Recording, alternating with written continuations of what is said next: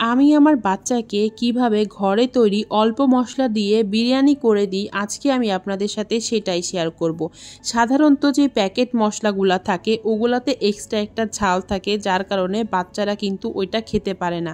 আমি আমার বাচ্চাকে এভাবে বিরিয়ানি তৈরি করে দিই, সে খুব মজা করে খায় মাশাআল্লাহ। চলুন তাহলে রেসিপিটি শুরু করা যাক।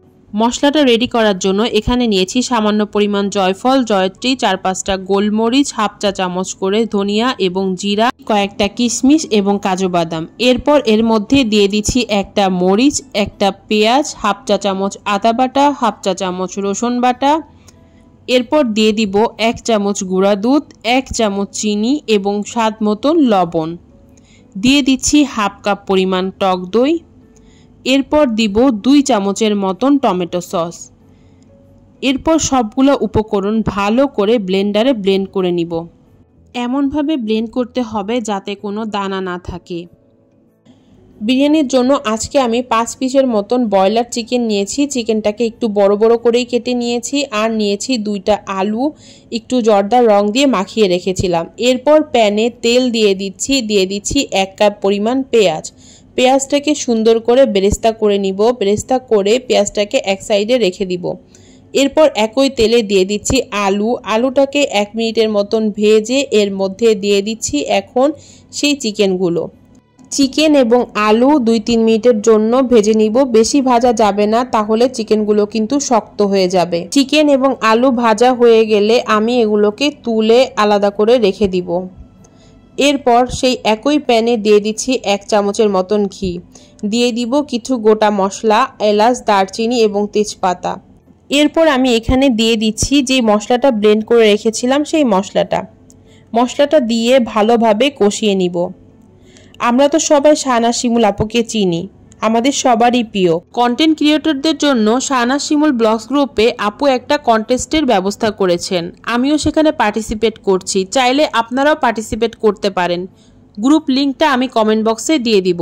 আমি আমার সমস্ত ফলোয়ারকে রিকোয়েস্ট করব গ্রুপটাতে জয়েন হবেন। মশলাটা 2-3 মিনিটের জন্য কষিয়ে নিয়েছি। ব্লেন্ডারের জগে আরেকটু পানি দিয়ে সেই পানিটা দিয়ে মশলাটাকে আরেকটু কষিয়ে নিব। মশলাটা সুন্দরভাবে কষানো হয়ে গেলে দিয়ে দিচ্ছি চিকেন এবং আলু, আর দিয়ে দিচ্ছি সেই ভেজে রাখা কিছুটা বেরেস্তা। এখন ঢাকনা দিয়ে ঢেকে মাংসটাকে কিছুক্ষণ রান্না করে নিব। দেখুন মাংসটা থেকে একাই পানি উঠেছে। আমি তারপরেও একটু ব্লেন্ডারের জগটা ধুয়ে আরেকটু পানি অ্যাড করে দিলাম। এরপরে দিয়ে দিচ্ছি 3টা কাঁচামরিচ। একটা কাঁচামরিচ আমি একটু ভেঙে দিয়েছি আর 2টা আস্তই দিয়েছি। এরপর ঢেকে আরও কিছুক্ষণ রান্না করব, মাংসটা সিদ্ধ হয়ে ঝোলটা শুকিয়ে আসা পর্যন্ত। ঝোলটা এরকম শুকিয়ে আসলে মাংস এবং আলুগুলাকে আমি তুলে নিব। এরপর দিয়ে দিচ্ছি 1 কাপ পরিমাণ ধুয়ে রাখা পোলাওয়ের চাল। দিয়ে দিচ্ছি 1 চামচ পরিমাণ ঘি। দিয়ে দিচ্ছি স্বাদ মতন লবণ এবং 1 চা চামচ পরিমাণ গুঁড়া দুধ। এরপর চালটাকে মশলার সঙ্গে ভালো করে ভেজে নিব। 3-4 মিনিটের জন্য আমি চালটাকে মশলার সাথে ভেজে নিব। এরপর দিয়ে দিচ্ছি যেই কাপে আমি পোলার চালটা মেপেছিলাম সেই কাপেরই 2 কাপ পরিমাণ পানি। 1 কাপ চালের জন্য আমি এখানে 2 কাপ পরিমাণ গরম পানি ইউজ করেছি। পানিটা যখন এরকম বলক আসবে তখন আমি ঢাকনা দিয়ে এটা ঢেকে দিব। যখন 90% রান্না হয়ে যাবে তখন চালটাকে এভাবে উল্টিয়ে দিব। এরপর আবার ঢেকে কিছুক্ষণ রান্না করে পানিটা শুকিয়ে নিব। এরকম যখন শুকিয়ে আসবে তখন কিছুটা পোলাও আমি উঠিয়ে রাখবো আলাদা বাটিতে। এখন যে মাংস আর আলুটা রান্না করে রেখেছিলাম সেই আলুটা আর মাংসটা মাঝখানে দিয়ে দিচ্ছি। বাকি যে পোলাও ভাতটা উঠিয়ে রেখেছিলাম ওইটা মাংসের উপরে দিয়ে ঢেকে দিয়ে চেপে চেপে বসিয়ে দিচ্ছি।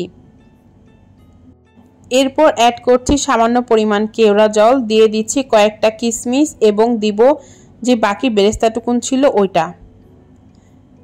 এখন একটা গরম তাওয়ার উপরে বিরিয়ানির পাত্রটাকে বসিয়ে 10 মিনিটের জন্য লো হিটে দমে দিব। দেখেন আমার বিরিয়ানিটা দেখতে কি পরিমাণ লোভনীয় এবং ঝরঝরে হয়েছে। বাচ্চারা এই বিরিয়ানিটা খুবই পছন্দ করবে। আশা করি রেসিপিটি আপনাদের ভালো লেগেছে। ভালো লেগে থাকলে লাইক, কমেন্ট এবং শেয়ার করে আমার পেজটিকে ফলো করে পাশে থাকবেন। ধন্যবাদ সবাইকে।